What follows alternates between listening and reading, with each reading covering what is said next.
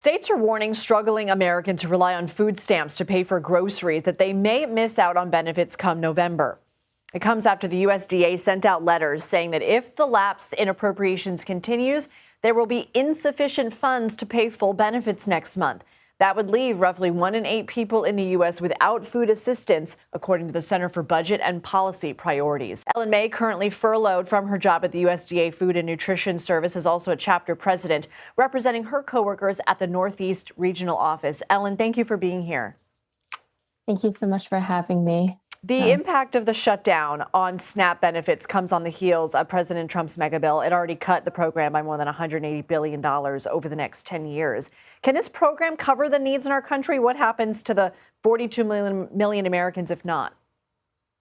Yeah, and I just want to start off by saying that everything that I'll say today is my personal view. I'm definitely not speaking on behalf of my agency, speaking as a private citizen here. As you said, there's been lots of reports that SNAP benefits might not go out, and there's a lot of uncertainty about how things and people's food needs will be covered if the money goes out. There's really no certainty about if the food banks are going to be enough to cover all of the needs that people will have if their SNAP EBT cards don't swipe when they go to the grocery store, or if there will be other funds coming in, especially like me as a furloughed worker. We usually know more sitting on the other side, but we really don't know a lot right now since we're all in the furlough.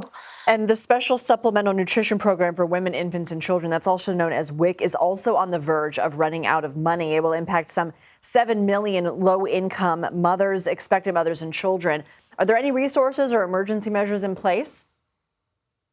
So I've seen that the National WIC Association, first at the first half of the month, they announced that the White House had given them extra funding so that people could have WIC benefits in the month of October. And I saw that they released a memo within this past week asking for the White House to take action to do that again. But other than that, there's really no saying if the states will have money to help with benefits keep flowing, or if the people on the program, the pregnant women and their children under the age of 5, will have to turn again to the emergency food system that's already under a lot of strain. One of my members volunteers at a food bank, and recently they said that the food bank opens at 8:30, goes until 11, and by 9:30 we're already starting to run out of some food. So not sure if it'll be enough. You know, you're in a unique position where you're not only on one side trying to help people get SNAP benefits, but you're also a furloughed federal worker not getting a paycheck yourself. What do you want people to know? Yeah, it's been difficult for federal workers. We're in all sorts of different financial situations.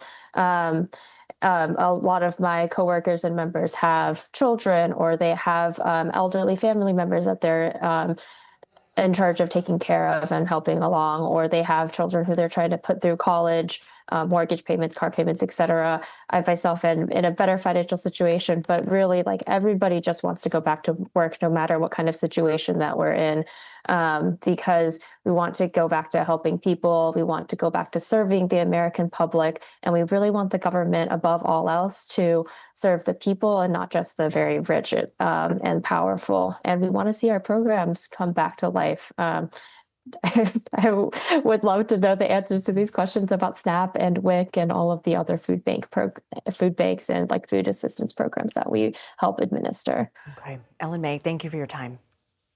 Thank you for having me.